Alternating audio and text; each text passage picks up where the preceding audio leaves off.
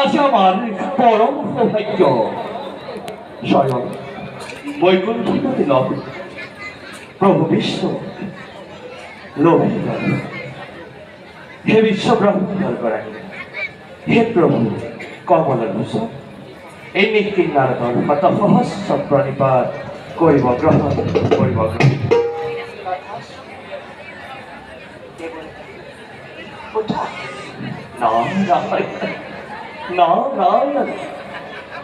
উপযুক্ত সময়ত তুমি বৈকুণ্ঠত বাৰু কোৱাচোন দেৱৰতী জানো তোমাৰ মুখে আছে নেকি তৰিত কিবা নবীন সংবাদ?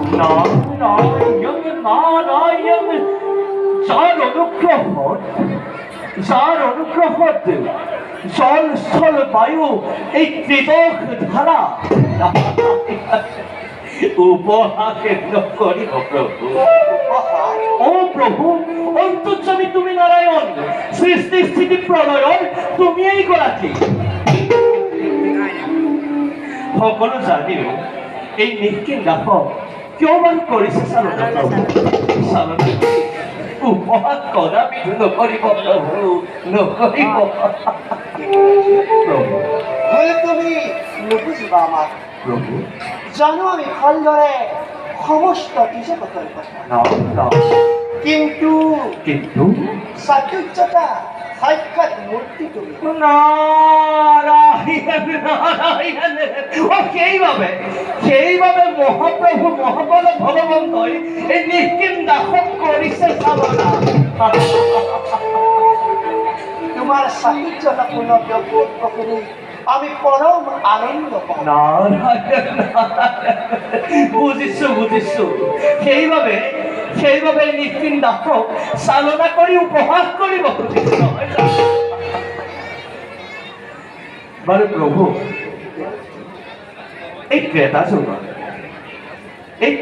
যুগত পৃথিৱী আপুনি কি ৰূপে হ'ব অৱতাৰে তাৰে সবিশেষ জানিবলৈ এই নিখিল নাৰদৰ বৈকুণ্ঠ আগমন।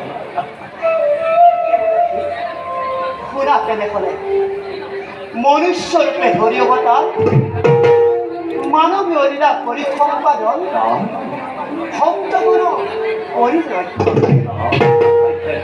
এই ক্ষেত্ৰত পদে পদে লাগিব তোমাৰ মোৰ সহায়,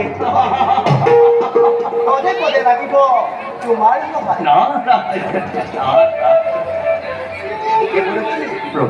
এতিয়া তুমি যোৱা সময়ত আমি তোমাক কৰিম স্মৰণ।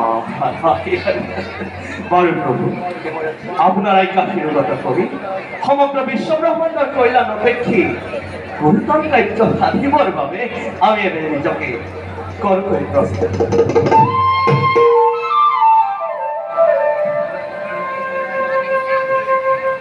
মংগল